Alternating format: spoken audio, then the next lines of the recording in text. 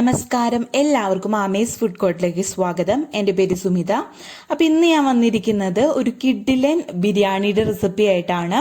അപ്പോൾ ഈ ഒരു ബിരിയാണി നമ്മൾ റെഡിയാക്കി എടുത്തിരിക്കുന്നത് സേമിയ വെച്ചിട്ടാണ് കേട്ടോ. വളരെ ഈസി ആയിട്ട് റെഡിയാക്കാം. അതേപോലെ തന്നെ നല്ല കിടുക്കാച്ചി ടേസ്റ്റ് ആണ് കേട്ടോ ഇതിന്. ചിക്കൻ വെച്ചിട്ടാണ് നമ്മളിത് റെഡിയാക്കുന്നത്. അപ്പോൾ അതെങ്ങനെയാണ് നമുക്ക് ഈസി ആയിട്ട് റെഡിയാക്കുന്നതെന്നും കൂടി നോക്കാം. അപ്പോൾ നമുക്ക് നമ്മുടെ ബിരിയാണിയിലേക്ക് വേണ്ടിയിട്ട് ചിക്കൻ ആദ്യം ഒന്ന് മാരിനേറ്റ് ചെയ്തെടുക്കണം. അപ്പോൾ അതിന് വേണ്ടിയിട്ട് 400 ഗ്രാം ചിക്കനാണ് ഞാൻ എടുത്തിരിക്കുന്നത്. ഇതേപോലെ ചെറിയ പീസസ് ആയിട്ടൊന്ന് കട്ട് ചെയ്ത് എടുത്തിരിക്കുന്നതാണ്. എല്ലില്ലാത്ത ചിക്കനാണ് കേട്ടോ ഞാൻ എടുത്തിരിക്കുന്നത്. ഇനി ഇതിലേക്ക് ഒരു 1/2 ടീസ്പൂൺ മഞ്ഞൾപ്പൊടി, 1 ടീസ്പൂൺ കാശ്മീരി ചില്ലി പൗഡർ, അതേപോലെ ആവശ്യത്തിന് ഉപ്പും ചേർത്ത് കൊടുക്കാം. അതേപോലെ തന്നെ ഒരു ചെറിയ പീസ് നാരങ്ങ എടുത്തിട്ടുണ്ട്. അതിന്റെ ജ്യൂസും കൂടി ഒഴിച്ചു കൊടുക്കാം. എന്നിട്ട് നമ്മുടെ ചിക്കനായിട്ട് നല്ലപോലെ നമ്മുടെ മസാലയൊക്കെ പുരട്ടി കൊടുക്കാം. അതിനുശേഷം ഇത് കുറഞ്ഞതൊരു 20 മിനിറ്റ് നേരത്തേക്കെങ്കിലും നമ്മൾ റെസ്റ്റ് ചെയ്യാൻ വെക്കണം. ആ സമയം കൊണ്ട് നമുക്ക് ഇതിലേക്ക് നമ്മുടെ ബിരിയാണിയിലേക്ക് വേണ്ടിയിട്ടുള്ള സവാള ബാക്കി കാര്യങ്ങളൊക്കെ റെഡിയാക്കി എടുക്കാം. അപ്പോൾ നല്ലപോലെ ഇതേപോലെ അങ്ങ് മിക്സ് ചെയ്ത് കഴിഞ്ഞാൽ നമ്മൾ ഒരു 20 മിനിറ്റ് നേരം ഇത് റെസ്റ്റ് ചെയ്യാൻ വെക്കാം. അപ്പോൾ ഇനി നമുക്ക് അടുത്തതായിട്ട് നമ്മുടെ മെയിൻ ആയിട്ട് വേണ്ടത് സേമിയയാണ്. അപ്പോൾ സേമിയ ഞാൻ പായസത്തിനൊക്കെ ഉപയോഗിക്കുന്ന സേമിയാണ് കേട്ടോ യൂസ് ചെയ്തിരിക്കുന്നത്. 400 ഗ്രാം അളവിലാണ് എടുത്തിരിക്കുന്നത്. ഇത് വറുക്കാത്തത് കൊണ്ട് തന്നെ നമ്മളിത് ആദ്യം തന്നെ വറുത്തെടുക്കണം.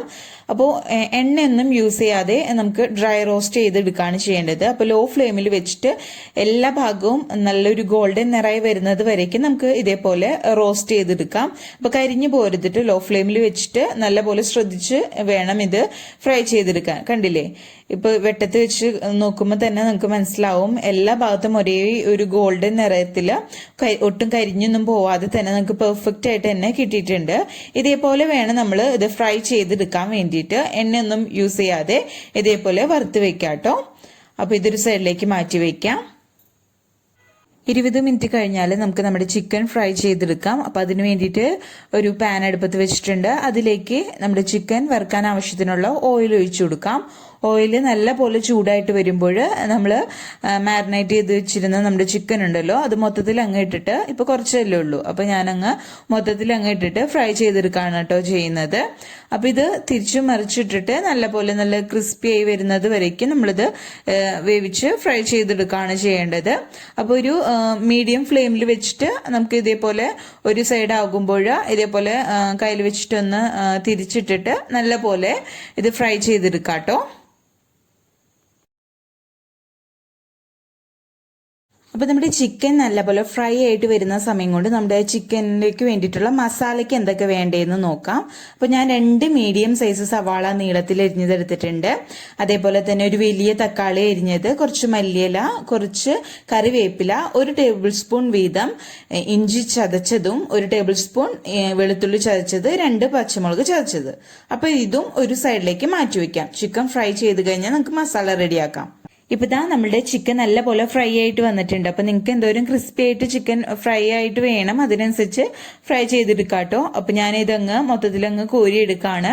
അപ്പൊ ഈ ഒരു ഓയിൽ തന്നെയാണ് നമ്മൾ മസാലയും റെഡിയാക്കി എടുക്കുന്നത്.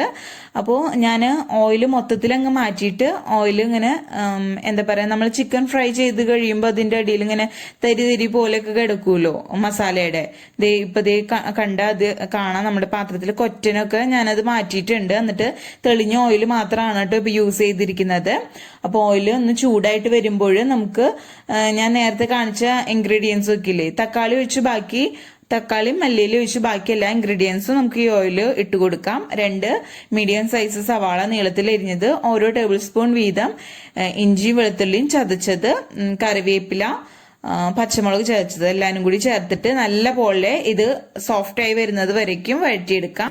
അപ്പം നമ്മൾ ചേർത്ത സവാളയൊക്കെ നല്ല പോലെ വാടി വന്നാൽ നമുക്ക് ഇതിലേക്ക് തക്കാളി ചേർത്ത് കൊടുക്കാം. അപ്പോൾ ഞാനൊരു വലിയ തക്കാളി ഇതേപോലെ കട്ട് ചെയ്ത് ചേർത്ത് കൊടുത്തിട്ടുണ്ട്. തക്കാളിയും നല്ല പോലെ ഉടഞ്ഞു വരുന്നത് വരയ്ക്കും വഴറ്റിയെടുക്കാം. ഇപ്പൊ ഇതാ നമ്മൾ ചേർത്ത് കൊടുത്ത തക്കാളി നല്ല പോലെ വെന്ത് ഉടഞ്ഞു വന്നിട്ടുണ്ട് കേട്ടോ. ഈ സമയം ഇതിലേക്ക് നമുക്ക് പൊടികളൊക്കെ ചേർത്ത് കൊടുക്കാം. നമ്മൾ ഇതിലേക്ക് ഗരം മസാലയും അതേപോലെ പെപ്പർ പൗഡർ മാത്രമാണ് ഇട്ട് കൊടുക്കുന്നത്. വേറൊരു മസാലയുടെ ആവശ്യമില്ല നമുക്ക്. അല്ലാതെ തന്നെ കഴിക്കാൻ നല്ല ടേസ്റ്റാണ്. അപ്പോൾ ഇനി ഇതിലേക്ക് നമുക്കൊരു 1/2 ടീസ്പൂൺ അളവില് പെപ്പർ പൗഡർ, അതേപോലെ 1 ടീസ്പൂൺ അളവില് ഗരം മസാലയും കൂടി ചേർത്തിട്ട് മസാലയൊക്കെ ഒന്ന് മൂത്ത് വരുന്നത് വരയ്ക്കും വഴറ്റിയെടുക്കാം. അപ്പോൾ ഇതാ നമ്മൾ പൊടികളൊക്കെ ഇട്ട് കൊടുത്തിട്ട് നല്ല പോലെ ഇത് അതിന്റെ പച്ചക്കുത്ത് മാറുന്നത് വരയ്ക്കും നമ്മൾ നല്ല പോലെ വഴറ്റിയെടുത്തിട്ടുണ്ട്. ഇനി ഇതിലേക്ക് അവസാനമായിട്ട് ഒരു പിടി അളവില് മല്ലിയില വളരെ ചെറുതായിട്ട് അരിഞ്ഞത് ഇട്ട് കൊടുത്തിട്ട് നല്ല പോലെ അങ്ങ് മിക്സ് ചെയ്ത് കൊടുക്കാം കേട്ടോ. അപ്പൊ ഇത്രേ ഉള്ളൂ, നമ്മുടെ മസാല ഇവിടെ റെഡി ആയിട്ടുണ്ട്. ഇനി ഇതിലേക്ക് നമ്മൾ ഫ്രൈ ചെയ്ത് വെച്ചിരിക്കുന്ന നമ്മുടെ ചിക്കൻ ഉണ്ടല്ലോ, അത് മൊത്തത്തിൽ അങ്ങ് ഇട്ട് കൊടുത്തിട്ട് നല്ല പോലെ മിക്സ് ചെയ്ത് കൊടുക്കാം കേട്ടോ. ഈ സമയം നമുക്കിതിലേക്ക് ഉപ്പ് കുറവുണ്ടെങ്കിൽ ചേർത്ത് കൊടുക്കാം. അപ്പൊ ഞാൻ ടേസ്റ്റ് ചെയ്ത് നോക്കിയപ്പോൾ കുറച്ച് ഉപ്പിന്റെ കുറവുണ്ട്. അപ്പൊ ഉപ്പും കൂടി ചേർത്തിട്ട് നല്ല പോലെ മിക്സ് ചെയ്ത് കൊടുക്കാം കേട്ടോ. അപ്പൊ വളരെ ഈസി ആയിട്ട് റെഡിയാക്കാൻ പറ്റുന്ന ഒരു കിഡിലൻ മസാലയുടെ റെസിപ്പിയാണ്. ഇപ്പൊ ചോറിന് വേണമെങ്കിൽ ഈ ഒരു മസാല നിങ്ങൾക്ക് റെഡിയാക്കി കഴിക്കാവുന്നേ ഉള്ളൂ. അപ്പോൾ ഇതൊരു സൈഡിലേക്ക് നമുക്ക് മാറ്റി വയ്ക്കാം. ഫ്ലെയിം ഓഫ് ചെയ്യാം കേട്ടോ. അപ്പോൾ നമുക്ക് നമ്മുടെ ബിരിയാണി റെഡിയാക്കാൻ തുടങ്ങാം. അപ്പോൾ അതിന് വേണ്ടിയിട്ട് നമുക്ക് ആദ്യം തന്നെ സേമിയ വേവിച്ചെടുക്കാം. അപ്പോൾ ഞാനൊരു കടായി എടുത്തിട്ടുണ്ട്. കടായിലേക്ക് 2 ടേബിൾ സ്പൂൺ നെയ്യ് ചേർത്ത് കൊടുക്കാം. നെയ്യ് നല്ല പോലെ ഒന്ന് മെൽറ്റായിട്ട് വരുമ്പോൾ ഇതിലേക്ക് ഒരു ചെറിയ സവാളയുടെ പകുതി ഭാഗം നീളത്തിൽ അരിഞ്ഞത് ചേർത്ത് കൊടുത്തിട്ടുണ്ട്. അതൊന്ന് നെയ്യിലിട്ടിട്ട് ഒന്ന് വഴറ്റിയെടുക്കാം കേട്ടോ. ഒരുപാട് ബ്രൗൺ നിറവാനൊന്നും നിൽക്കണ്ട. അപ്പോൾ അതൊന്ന് ചെറുതായിട്ട് വാടി വരുമ്പോൾ നമുക്കിതിലേക്ക് നമ്മുടെ സേമിയ വേവാൻ ആവശ്യത്തിനുള്ള വെള്ളം കൂടി ചേർത്ത് കൊടുക്കാം. അപ്പോൾ നമ്മൾ സേമിയ ഫ്രൈ ചെയ്ത് വെച്ചിരുന്നല്ലോ, അത് കപ്പിലൊന്ന് അളന്ന് നോക്കുക. അതിനനുസരിച്ച് വേണം വെള്ളം ചേർത്ത് കൊടുക്കാൻ വേണ്ടിയിട്ട്. വെള്ളം ഒരുപാട് കൂടി പോകാനും പാടില്ല, അതേപോലെ കുറഞ്ഞു പോകാനും പാടില്ല. കറക്റ്റ് വെള്ളമായിരിക്കണം, എന്നാലാണ് നിങ്ങൾക്ക് പെർഫെക്റ്റ് ആയിട്ട് കിട്ടുള്ളൂ. അപ്പോൾ 1 കപ്പ് അളവിലുള്ള സേമിയയ്ക്ക് 1.5 കപ്പ് വെള്ളം എന്ന തോതിലാണ് ഞാൻ എടുത്തിരിക്കുന്നത്. ഇനി ഇതിലേക്ക് ഒരു 1/4 ടീസ്പൂൺ കുരുമുളക് പൊടി, 1/2 ടീസ്പൂൺ ഗരം മസാല, 1 ടീസ്പൂൺ അളവില് നാരങ്ങ നീര്, പിന്നെ ആവശ്യത്തിനുള്ള ഉപ്പും കൂടി ചേർത്ത് കൊടുക്കാം. ഉപ്പ് ഇച്ചിരി മുന്തി നിൽക്കണം കേട്ടോ, എന്നാലാണ് നമ്മൾ സാധാരണ അരി വെച്ചിട്ട് റെഡിയാക്കുന്ന ബിരിയാണിക്കായാലും ഉപ്പ് ഇച്ചിരി മുന്തി നിൽക്കണമല്ലോ. അപ്പൊ അതേപോലെ തന്നെ ഇതിലും ഉപ്പ് നോക്കിയിട്ട് ചേർത്ത് കൊടുക്കാം കേട്ടോ. അപ്പോൾ നമ്മൾ ചേർത്ത് കൊടുത്ത വെള്ളം നല്ല പോലെ തിളച്ച് കഴിഞ്ഞാൽ നമുക്ക് സേമിയ ചേർത്ത് കൊടുക്കാം. ഇനി ഇത് മൂടി വെച്ചിട്ട് നമുക്കൊരു മീഡിയം ഫ്ലെയിമിൽ വെച്ച് നല്ല പോലെ സേമിയ വേവിച്ചെടുക്കാം കേട്ടോ. അപ്പൊ ഇത് ഇടയ്ക്കൊന്ന് തുറന്ന് നോക്കിയിട്ട് ഇളക്കി കൊടുക്കാനും മറക്കരുത്. അപ്പൊ നമുക്ക് നമ്മുടെ സേമിയ ബിരിയാണി ഒന്ന് തുറന്ന് നോക്കാം. അപ്പൊ ഇതാ സേമിയൊക്കെ നല്ലപോലെ വെന്ത് വന്നിട്ടുണ്ട് കേട്ടോ. അപ്പൊ നമ്മൾ കറക്റ്റ് വെള്ളം ഒഴിച്ചു കൊടുക്കണം, അത് പ്രത്യേകം ശ്രദ്ധിക്കാം കേട്ടോ. ഇപ്പൊ നമ്മുടെ സേമിയ കുറച്ച് കുഴഞ്ഞ പോലെയാണ് ഇരിക്കുന്നത്, അത് ടെൻഷൻ അടിക്കേണ്ട. കുറച്ചു നേരം കൂടി ഇരിക്കുമ്പോഴത്തേനും നല്ല ഉതിർന്ന് നമുക്ക് കിട്ടും. അതേപോലെ ഞാൻ ലോ ഫ്ലെയിമിൽ വെച്ചിട്ടാണ് ഇത് വേവിച്ച് കൊടുത്തിട്ടുണ്ടായിരുന്നത്. അപ്പൊ ഓരോരുത്തരുടെ ഫ്ലെയിം വ്യത്യാസം വന്നിരിക്കും. അപ്പൊ അതനുസരിച്ച് നിങ്ങൾ തീ കൂട്ടിയും കുറച്ചൊക്കെ ഇട്ടിട്ട് വേവിച്ചെടുക്കാം കേട്ടോ. എപ്പോഴും കുറച്ച് തന്നെ വെച്ചാൽ മതി. അതിനുശേഷം നമുക്കിതിലേക്ക് നമ്മൾ നേരത്തെ റെഡിയാക്കി വെച്ചിരുന്ന നമ്മുടെ ചിക്കന്റെ മസാല ഉണ്ടല്ലോ, അതങ്ങ് ഇട്ട് കൊടുത്തിട്ട് മൊത്തത്തിൽ അങ്ങ് മിക്സ് ചെയ്ത് കൊടുക്കാം. അപ്പൊ ലൈറ്റിന്റെ ചെറിയൊരു പ്രോബ്ലം ഉള്ള കാരണം അപ്പോൾ നല്ലൊരു കളർ നമുക്ക് മനസ്സിലാവുന്നില്ല. നല്ലൊരു കളറിൽ തന്നെയാണ് നല്ലൊരു ലുക്കിലാണ് നമ്മുടെ ബിരിയാണി കിട്ടിയിരിക്കുന്നത്. അപ്പൊ ഞാനത് വെട്ടത്ത് കാണിച്ചു തരാം. അപ്പോൾ നല്ല പോലെ ഇത് മിക്സ് ആക്കിയതിന് ശേഷം ഒന്ന് തട്ടിപ്പൊത്തി വെക്കാം. ഇനി ഫ്ലെയിം ഓഫ് ചെയ്തിട്ടുണ്ട് കേട്ടോ ഈ സമയം. ഇനി ഇത് മൂടി വെച്ചതിന് ശേഷം ഒരു 10 മിനിറ്റിന് ശേഷം നമുക്കിത് സെർവ് ചെയ്യാം. ഇപ്പൊ ദാ ഒരു 10 മിനിറ്റ് കഴിഞ്ഞിട്ടുണ്ട് കേട്ടോ. അപ്പൊ ദാ നല്ല പോലെ ഉതിർന്ന് കിട്ടിയിട്ടുണ്ട്. അപ്പൊ നല്ല ടേസ്റ്റ് ആണ് കേട്ടോ കഴിക്കാൻ വേണ്ടിയിട്ട്. നമ്മൾ മറ്റു ബിരിയാണി ഉണ്ടാക്കുന്നതിനേക്കാളും വളരെ ഈസി ആയിട്ട് നമുക്ക് ഈ ബിരിയാണി റെഡിയാക്കാം. അതേപോലെ നല്ല ടേസ്റ്റി ആയിട്ടുള്ളൊരു റെസിപ്പിയാണ്. എല്ലാവരും ഇതൊന്ന് ട്രൈ ചെയ്ത് നോക്കാം കേട്ടോ. അപ്പോൾ എല്ലാവർക്കും വീഡിയോ ഇഷ്ടപ്പെട്ടെന്ന് വിചാരിക്കുന്നു. വീഡിയോ ഇഷ്ടപ്പെട്ടാൽ ലൈക്ക് ചെയ്യുക, ഷെയർ ചെയ്യുക.